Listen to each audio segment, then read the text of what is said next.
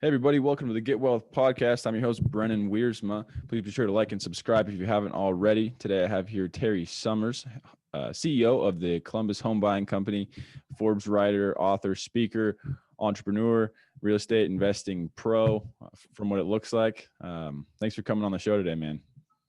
Hey, thanks, man. I like that intro, man. I wouldn't say pro. We're always trying to figure stuff out, but I dig it, man. I like it. Yeah, well, you're certainly a lot farther along than I am, so I got a lot of questions for you that probably seem really simple to you. Nah, hey, that's a cool thing about real estate, though, man. Is it's always changing, it's always evolving. What you think you know in a market, changes, and then you have to adapt and change with it. Real estate's just, things change. Yeah, 100%. Sorry, my music in the background keeps going crazy. I don't know if you could hear that. Anyway, sorry Nah, about that. you're So, good, man. so your main business is Columbus Home Buying Company. Is that correct? Yep. So Columbus Home, and I feel like there's a lot in the name, right? There, when people, especially like in the real estate space, there's for a while it was like, hey, if you're Joe that buys houses, you're kind of you branded yourself as the guy that's next door or small local. And what I've learned is people love local. They want to do business with local business, but they also want to make sure you're legitimate. You can actually close their deal. So I wanted to try to brand ourselves as much as possible to be local, but and have that local feel, but make sure that people know when you look us up, we're legitimate as hell. Mm-hmm. Yeah. So, what's the service that you provide? Is it like wholesaling, or do you buy and give people deals, investing? Yeah, man. So yeah, for sure. So we do we kind of have a three-tiered company. So I've been in the business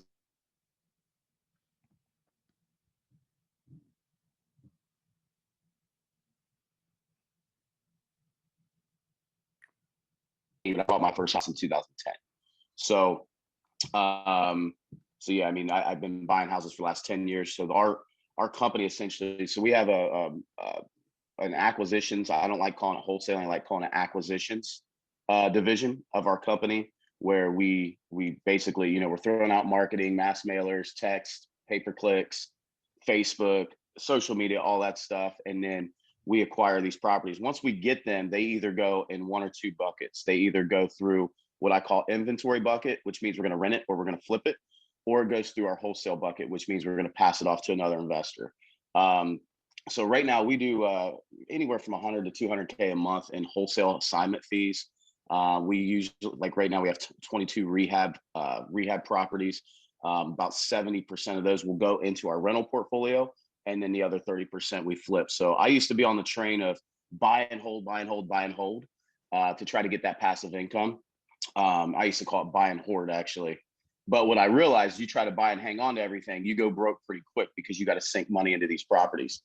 So now I've learned to actually formulate an actual investment. It's like an investment firm, and based on the company's needs, cash flow needs, we decide what to pick and choose and what to do with each individual property that comes across our plate. So one of the things we say in our company is acquire at will, and then we'll figure out the exit strategy after that. But yeah, and then our rental portfolio, we should hit about 35 million in real estate assets in the next probably by the end of the quarter. So if we keep on the same pace. Dude, that is awesome.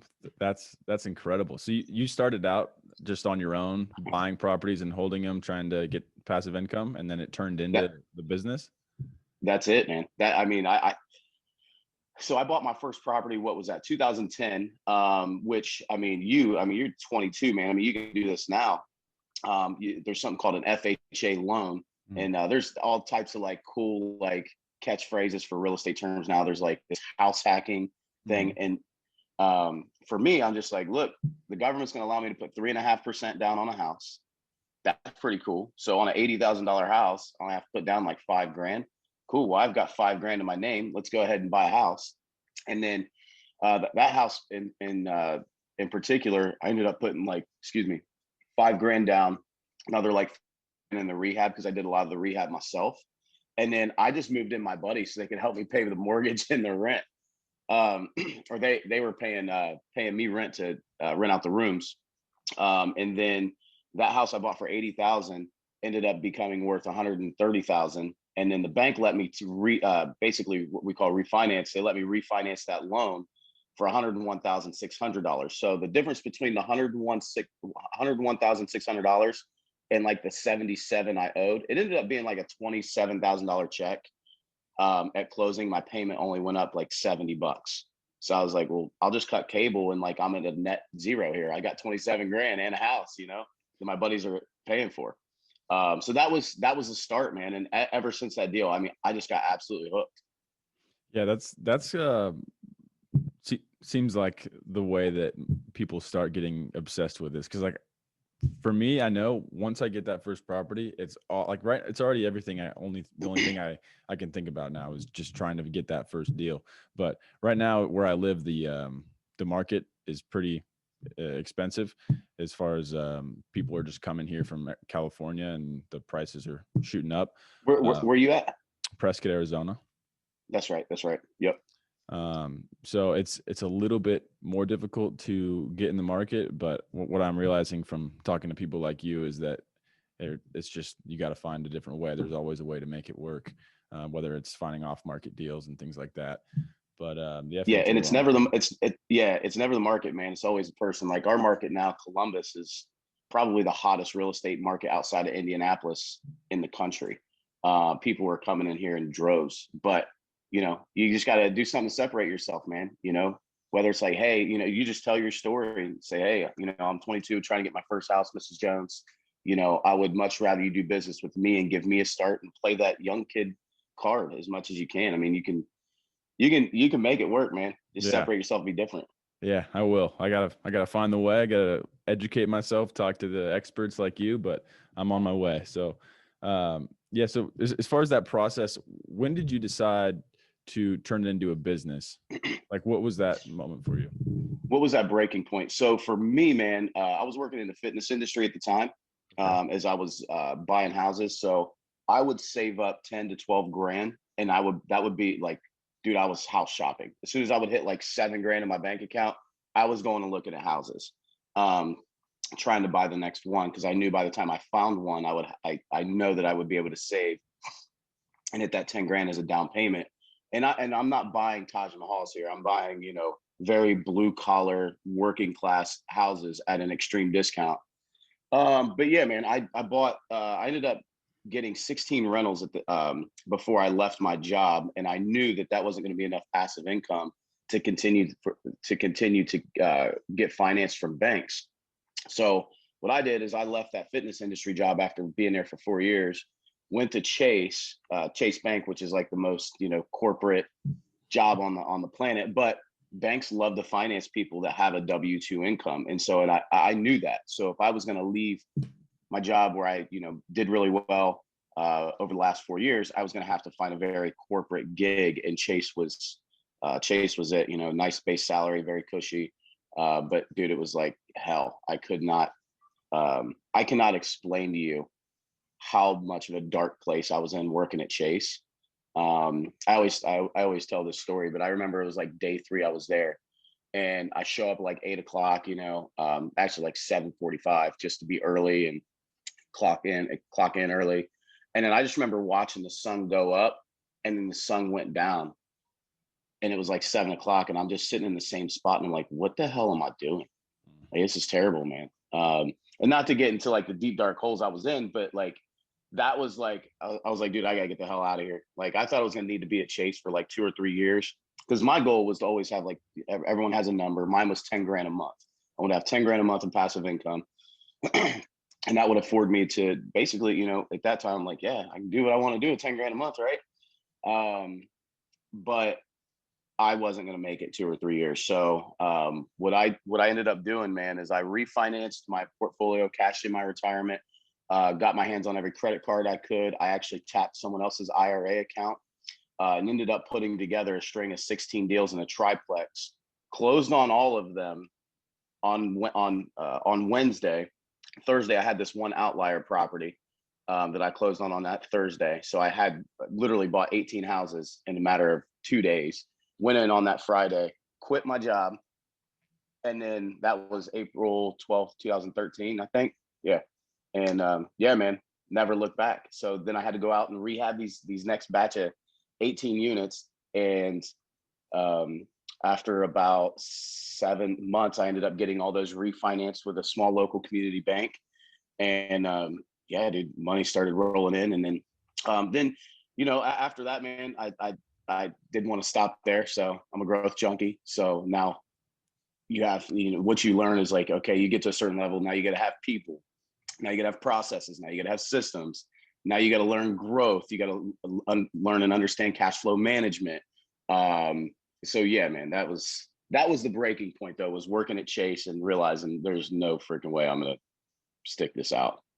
Yeah, that's so cool. You really just bet on yourself and turned it into something that, is exponentially growing. Now you're kind of being more the CEO role, where before you were just kind of feet on the ground, buying houses type of thing. Do you think more of what you do now is that owner type of work, where you're kind of putting people in the right spot, or are you still doing hands-on stuff? Yeah, no, man. I think I think you have to. Everyone's going to have a different saying about this, but I love going through the process, man. I love the process. Like, you can't just start out and have all your systems, everything set up and then grow. Like, no, dude, like you got to like I was Terry rolling around from Lowe's like 17 times a day in his white pickup truck, parking in the contractor lot, meeting up, paying my boys from the South End off in cash to be able to, paint a house for me real quick, then running over here, meeting with an investor. But that whole process, man, of just building something and then figuring everything out, I'll never add I think everyone should do that, man. Everyone wants to, go from here to there without doing any of the work or going through any of the obstacles and process. But yeah, today, man, as you grow, and you have, I call them team members, not employees, and you have systems, you have processes. So right now we have 10 people in our office.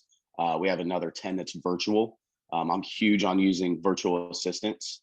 And I love using virtual assistants too, because I fought it for the longest time. But what virtual assistants do is it's not about them. It's about you. It makes you as a leader. It helps you to communicate more effectively. You have to really hone in on your processes, because if a VA, they go through like step 1 through 4 and they're stuck, they just stop work. And you're like, oh, that's not their fault. That's my fault, because my process sucked or my communication sucked. So, but yeah, man, you get more into it, and then it becomes more about being a leader, being a better person, learning how to motivate and charge the troops. It becomes more of that. But I don't think I'm the type of guy, like in our office, I clean the toilet. Like that's just I clean the bathroom. That's me. And it's just one of those things I do just to kind of humble. Like, hey, I can still do this. I still get my hands dirty, blah, blah, blah. Like, I'm willing to step in and do whatever's needed at any time. That's just my leadership style. But yeah, you start doing higher level activity. And then when you start writing down, like when you actually start attaching a dollar amount to the tasks and the activities in your company, and you write all those out every day, you start realizing, shit, I'm a pretty unproductive person. So then you write all this stuff out, and then you just continuously try to push yourself into doing the highest level activity, which is always finding deals and raising money and leading your troops. Those are the 3 highest level activities you can possibly do. Yeah. And that translates down to from the very beginning. Like if you're just starting out, would you say those 3 things are what anybody should be doing most of the time? You have to, but there's so many other things you're not going to have your contractors lined up. So you know what? You might have to GC your project. Your roofer ended up, getting too drunk on Friday. He still ain't showing up on Monday, but yet you got your trusses here. Like you have to kind of figure some things out, and especially when like you got to have some strategic advantages too. Like you can't expect to pay full price on anything and make this business work. Like I look at it as like, hey, like we're in a scrapping business. Like here's all the retail deals. Okay. Here's all the scraps. And we have to be able to pluck these scraps, put them together and make something out of it. Yeah. So you just got to be willing to like, just do whatever, man. I mean, whatever it is. I mean, there's going to be things you're not going to have systemized right off the gate because you can't afford it. You don't have the overhead. You don't have the the manpower, the money, the finances, the bankroll to be able to do some of these things or have these systems. So you have to do it. Yeah. To me, it seems like if you can find a deal and show that the numbers work, that's the upfront work that you have to do. And then finding an investor would be able to, they will see the numbers work, and then that's not going to be as difficult to find the money. How do you, or first, I guess, would you agree with that finding the deal is harder than getting the investor, or like if you have the deal, it's not as hard? And then how do you find deals? Like, what's your process like? For sure. So I think everything flip flops. So I think like when I first got into this business, 2012, 13, we're coming out of a huge, massive recession. I hit a little bit of that, which was cool, but I didn't hit a ton of it. Like if I would have had the bankroll in 2009, I'm like, ah, like, but just timing, man. I was 20, I was your age, it's 2009. But back then it was way easier to find deals, but you couldn't find money. Now Yeah. you can't find deals, but the money is just searching for opportunity. So it's completely flip flopped. And we'll go through this next recession. People are going to hoard onto cash. You're not going to be able to find money anymore. I mean, look at COVID. I mean, hell, we had all of our lenders shut down with the exception of one during that April time period. I mean, it was bad, and it was a previous relationship that we had built before COVID hit. And then once June hit, they're like, okay, the world's not going to hell. Like, we're good. And then all the lenders came back. But again, during April and May, we did 31 deals in the month of May because I went all in on just that whole month. I'm like, look, we're going to do a deal a day. And because everyone else was backing out of the market for 2 or 3 months, I was like, screw it, man. We've got this previous relationship that we've leaned on and paid them back every single month. Let's go all in. And April and May ended up being our best months. Wow. So, but yeah, man, I think it's all relative. And then process for us finding money today. So one, we're always searching for new money. You're always searching for new, I call it like you have like your upfront money and you have your back end money. So your upfront money is either your cash, your lines of credit, hard money, private money. Now, because of the volume we do, if we just use private money, most people are only going to have like 50 grand or 200 grand or 300-400 grand laying around in a CD or a 401k or IRA or something like that. So for us, I'm like, well, damn, if we have 22 different projects, that means I got to manage 22 different lenders, 22 different maturity dates, 22 different conversations. It's a lot. So now we use more institutional money to be able to run it at speed and volume and efficiency. So I'm never the type of person where I'm like, hey, just go all in and have only one money source, because if that money source dries up, guess what also happens? Your business dries up. So we have several different hard money sources that we use to fund our stuff on the front end. And then throughout that process, if we're flipping it, we might bring in a private lender to cover some gap, what I call gap funding. And then on the back end for the rentals and stuff, we always use small, local, mom pop community banks. I could talk about community banks and how they're great for small business forever. But if you can tap into small, local, mom and pop community banks, you can build a very massive rental portfolio because they have to finance people like us who are small business. We fit their criteria. We fit their box. I mean, they're not going to go out and finance, $50 million like that, but you bring them $1 million or $2 million. They're like, okay, this is a great deal for us for our size. So they almost have to do business with us. Wow. That's really interesting because it's more of for one, it's like a personal relationship, and you can kind of play to their wanting to invest in local businesses because they're local. Is that kind of the thinking behind that? Yes and no. The PC answer is yes, of course, they're local. We want to invest in local business because we love and care about our local businesses. But the real answer is most of these banks will have what's called a legal lending limit. Their legal lending limit to one borrower, I found some that are as low as like 500 grand.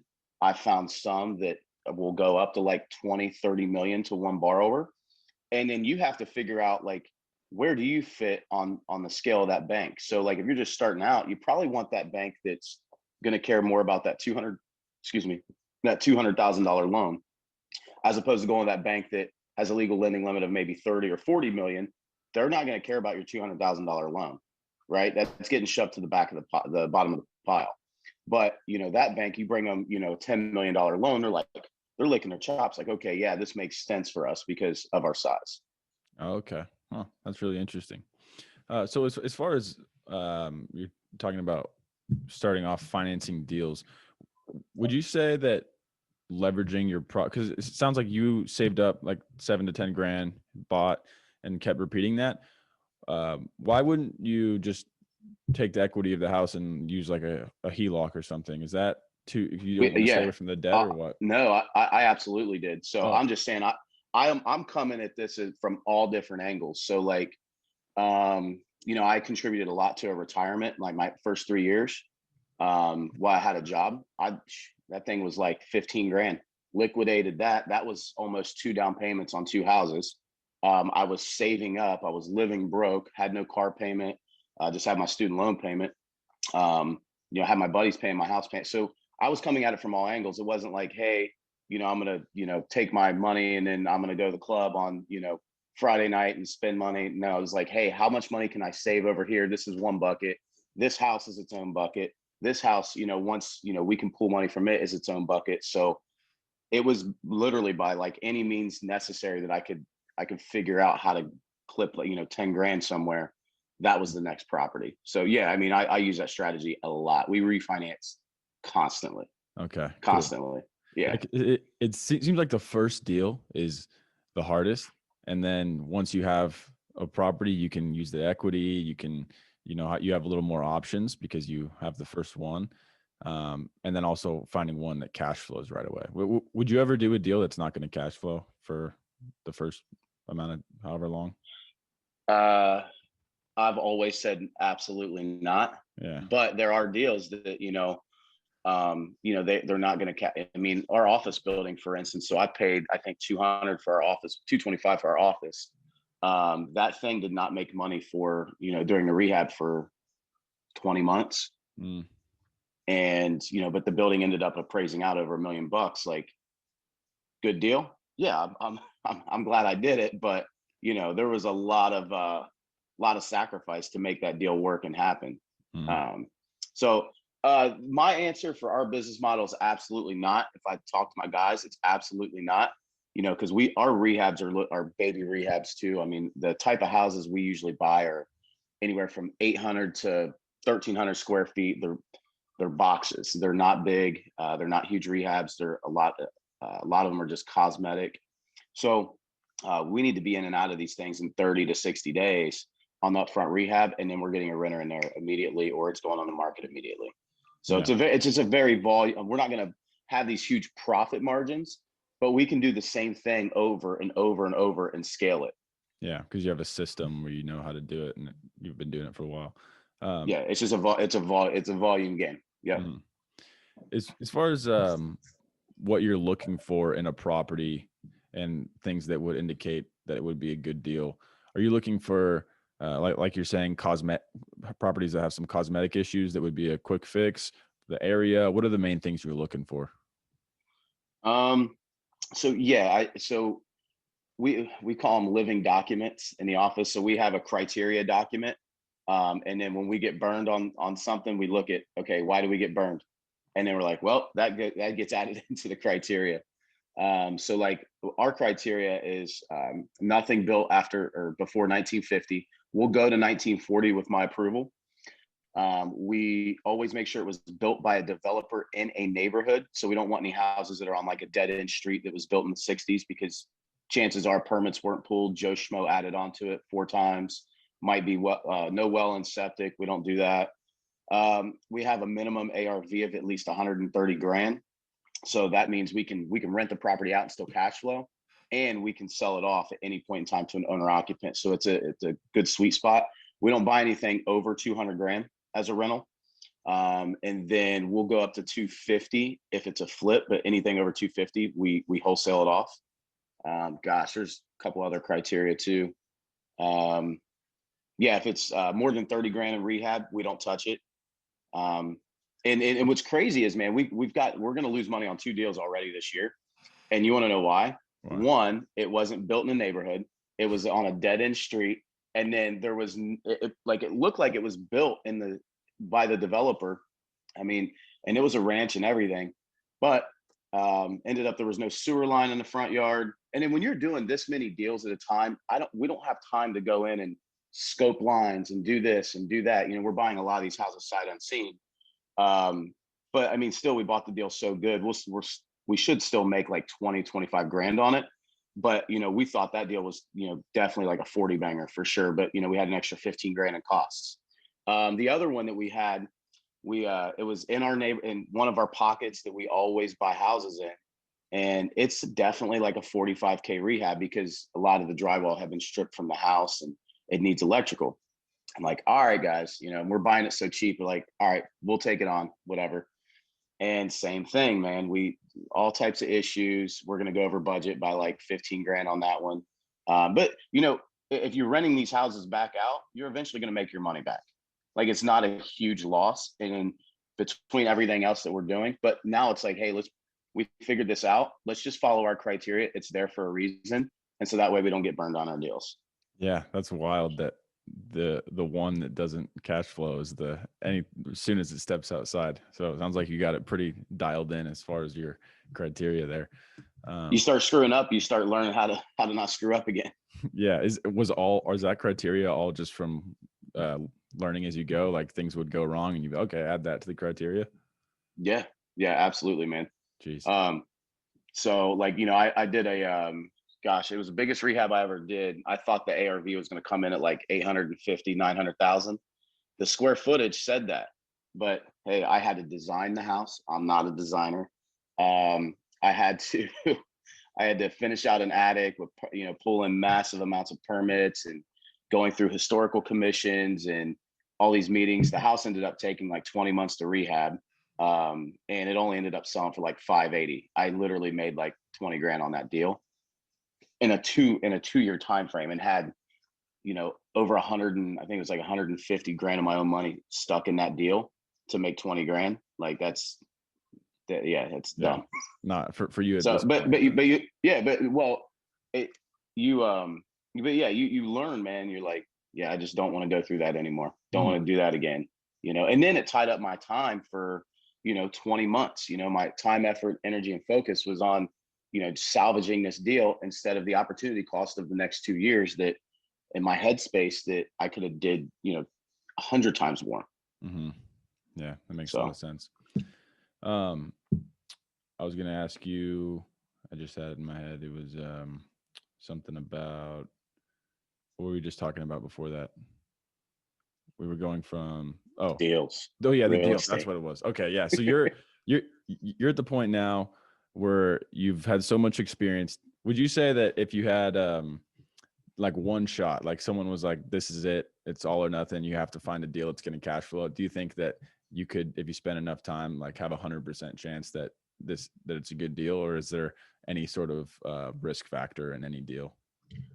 Yeah, man. I mean, especially you plug yourself in enough circles, you get on Facebook enough. If you're on social media and you can't find real estate deals, you suck. Like it's not that difficult, man. You go on you know, there's a lot of people that think that, you know, they have to set up a marketing department and they have to do and yes, if you're wholesaling, you got to find off market deals that no one else has touched.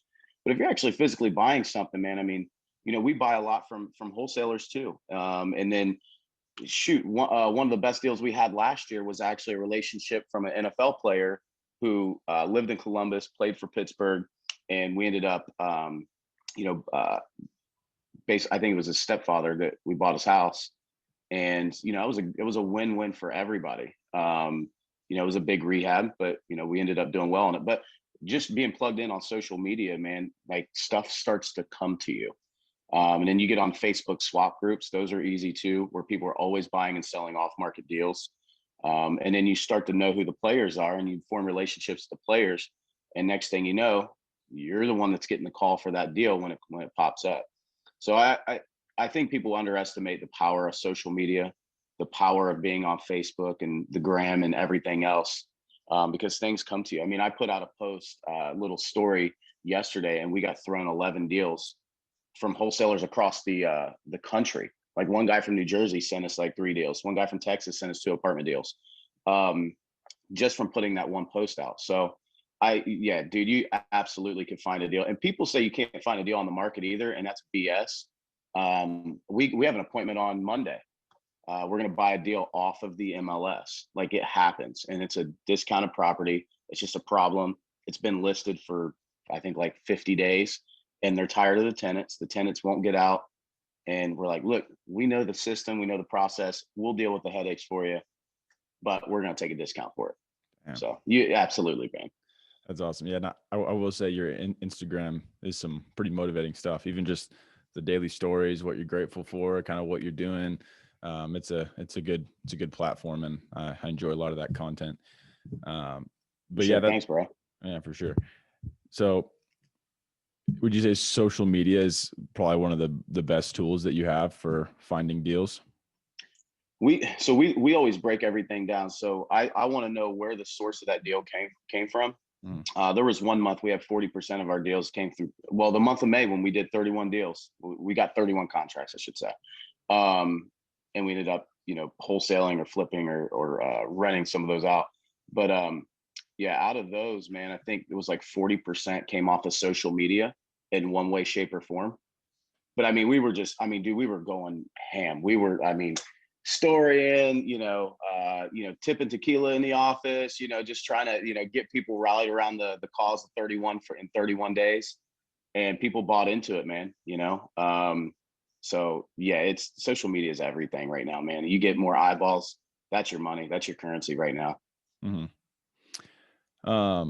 As far as operating under a business, would you say it's better when starting out to open up like an LLC and do everything under that, or would you keep it in your name? And at what point would you transition, if you would? Sure, man. So I would form an LLC. In Ohio, it's like our attorney does it for like $300, and I don't even have to do it. But I think you could probably get it done for like $150. At least in my state, you can. Mm-hmm. And then, but if you're buying like a primary residence, or you're buying your first couple rental properties through Fannie Mae or Freddie Mac, they're going to require you to put these things in your personal name, and they're going to loan it to you and title it to you personally. Now, what I always do is, or what I did back then is, someone keeps trying to FaceTime me. But yeah, what I do is I will actually, I would take that, and there's something called a due on sale clause. So like it's like a little disclaimer, like you're not supposed to do it, but like, I don't want, someone to trip and fall and be like, yeah, well, this guy, owns all this, blah, blah, blah. And then next thing you know, you expose yourself to that much liability. So, and I'm not an attorney or anything, but typically what we'll do is we'll take like 4 or 5 houses, dump them in their own LLC. Anything that we own free and clear has a ton of equity in it, or an apartment building. All of our apartments, of course, have to go in their own LLCs. But yeah, I would definitely recommend doing that. It helps you sleep at night. Yeah, just the right step to take if you're going to really grow a business. As far as then you're treating yourself like a business too. You go to the bank, or you go to your insurance provider, or whatever.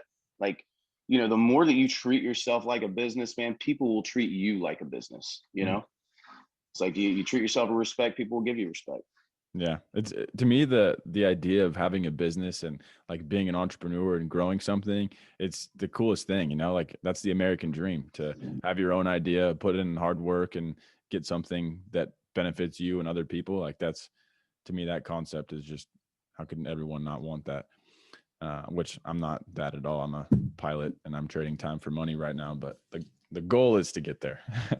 Hey, but the thing is, I think this is the point that people miss, man. We're always trading time for money, and you're always going to work for somebody else. So like, for instance, when I go to work, I'm working for my team members. I'm working for the bank. I'm working for our investors. I'm working for our residents. I don't call them tenants. I call them residents. I'm working for somebody else.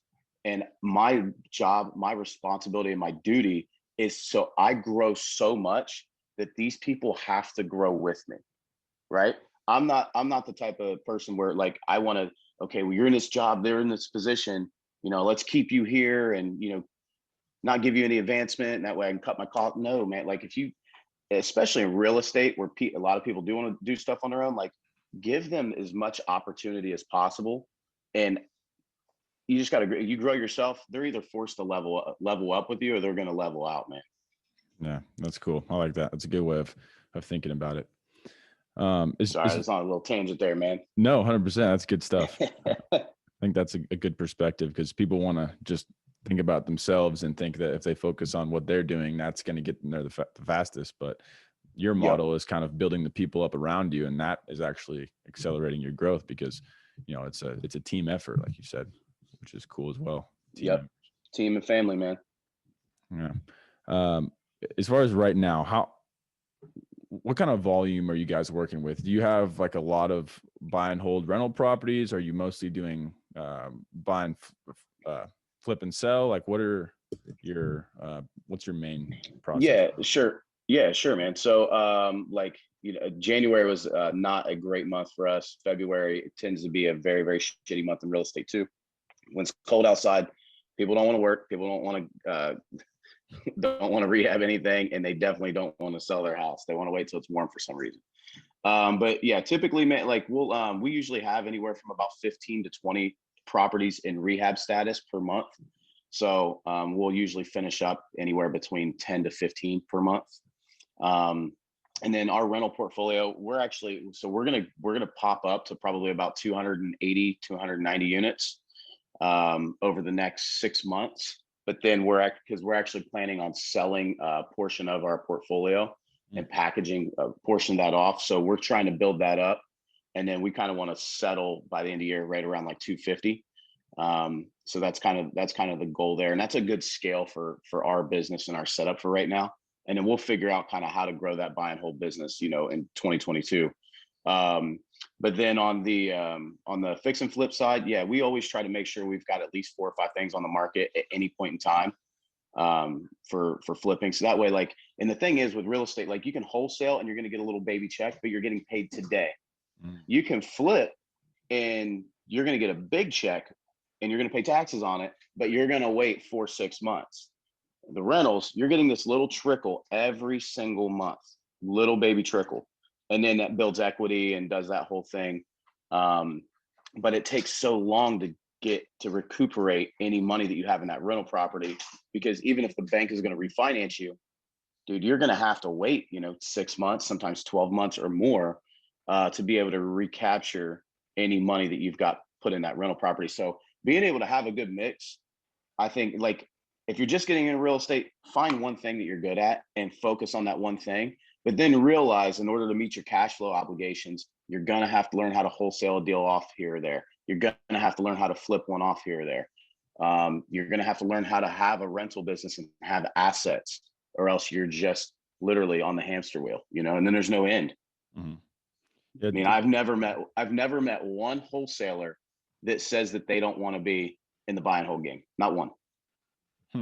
Interesting. To me, the most interesting one, or the most appealing, is the buy and hold, because it, long term, you can have passive income, you can build assets, they have equity, and if it's like a long term game for you, as far as like that's like part of your retirement portfolio, that just is the most attractive to me. Whereas the flipping, it kind of seems like more of like part of the business rather than just like a passive income. Like you're actively doing the process a lot more.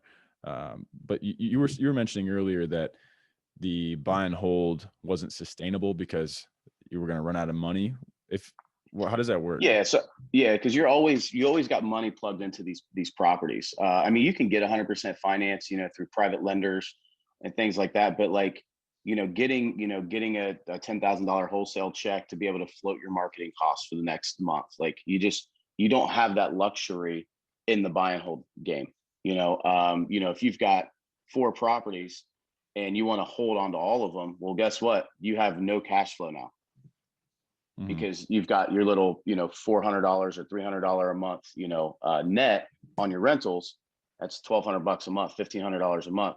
if I could wholesale one of those off, I'll take 1,000 a month, knowing I got 10 grand to be able to go and buy the next rental, or 10 grand to be able to go out and, spend on marketing costs. So it's just cash flow management, man. And if you just do rentals, man, you tend to go pretty broke. And then if you don't have any liquidity, a bank's not going to, and you have no other cash flow, the bank doesn't want to just finance a person that just has assets.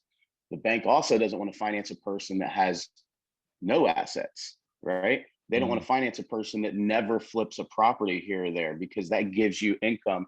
If you just hold rental properties, you're always running on a loss on paper. So you run on a loss on paper, is the bank going to finance you? Probably not. But if you have these other income sources, they're like, and you can tell that story like, hey, I flipped some properties here and there, for income. This is my wealth generating activity over here. Then your tax returns look solid too, and the bank wants to finance you. So I guess I am kind of always looking at how is the bank going to view your financial picture, and you already know how they're going to view it. I mean, if you look at your own financial picture, if you're not sitting on enough cash, if you're broke, if you don't have enough assets, like where you're at.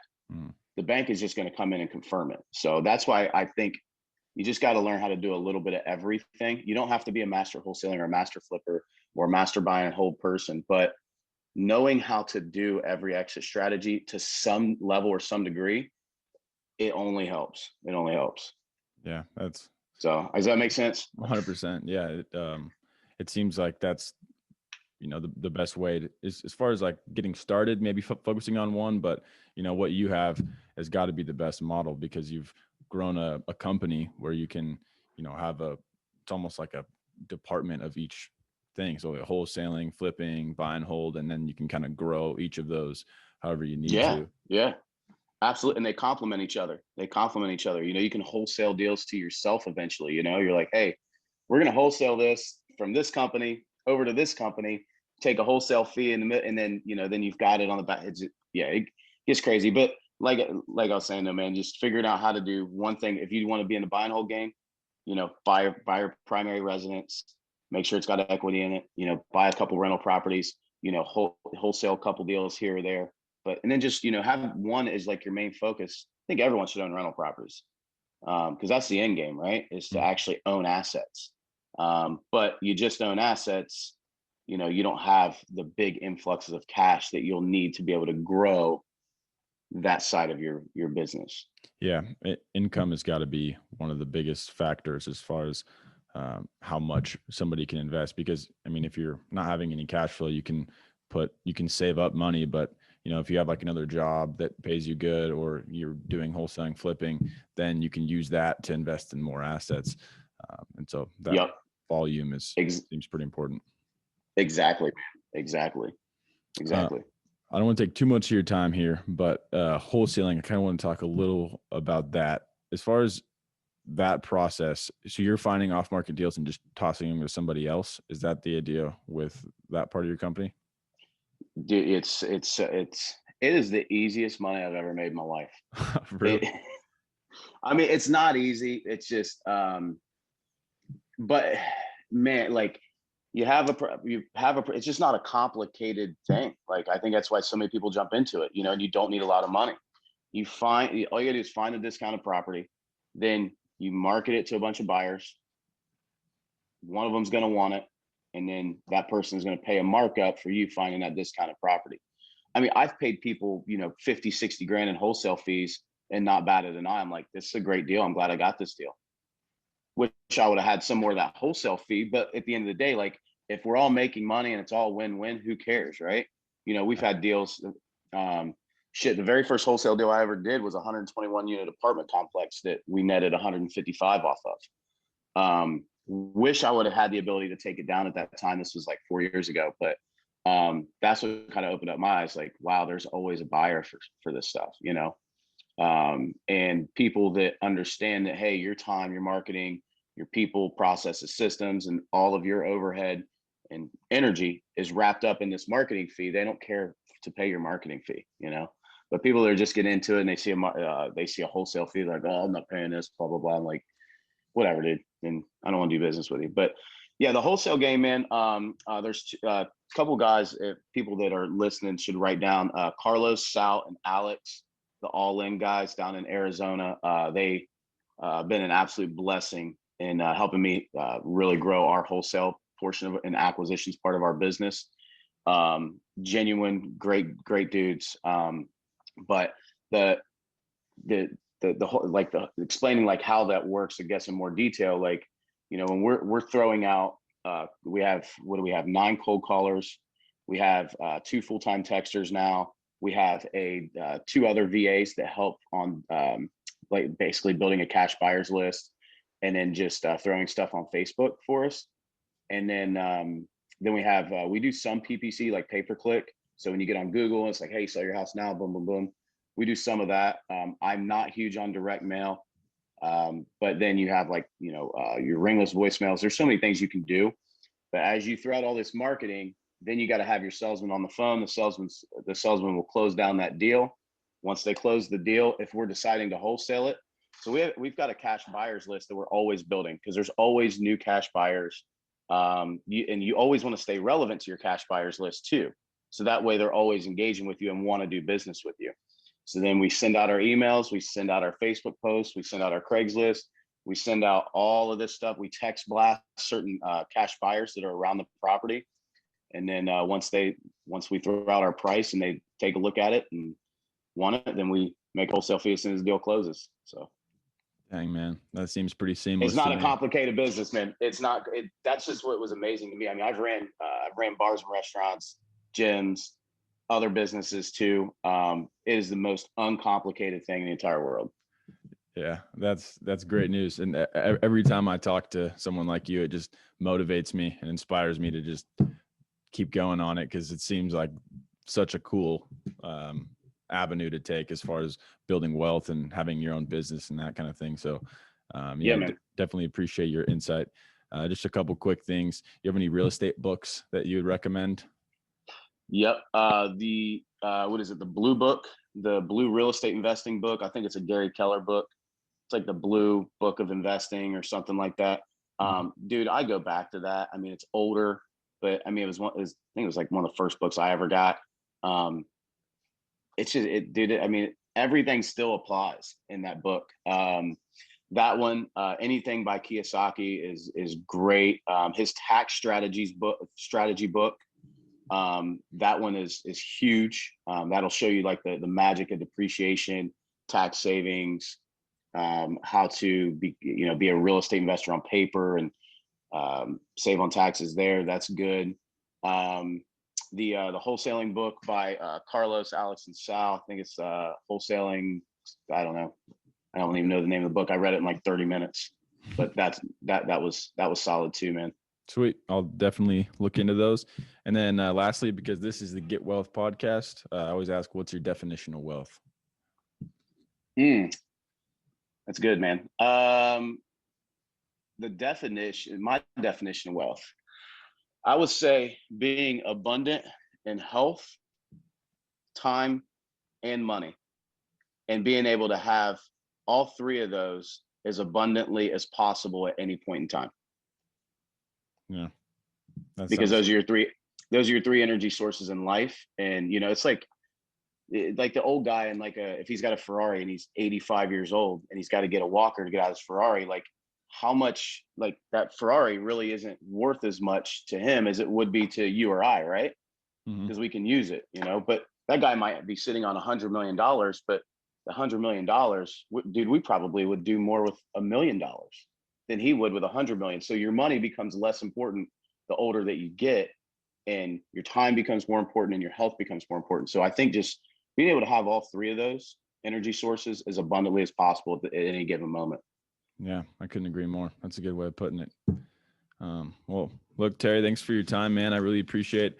It was a lot of value you packed into that podcast. And I know a lot of people that watch this are going to get motivated like you did for me. So I definitely appreciate your time today, man. Thanks for coming on. Dude, absolutely looking forward to staying in touch with you, brother. Yep. And then real quick, if you want to plug your business or social medias where people can find you. Oh, let's do that. Yeah. If you're not on Instagram, get on Instagram right now. Add me. It's Tarry @Tarry Summers. That's TarrySumms.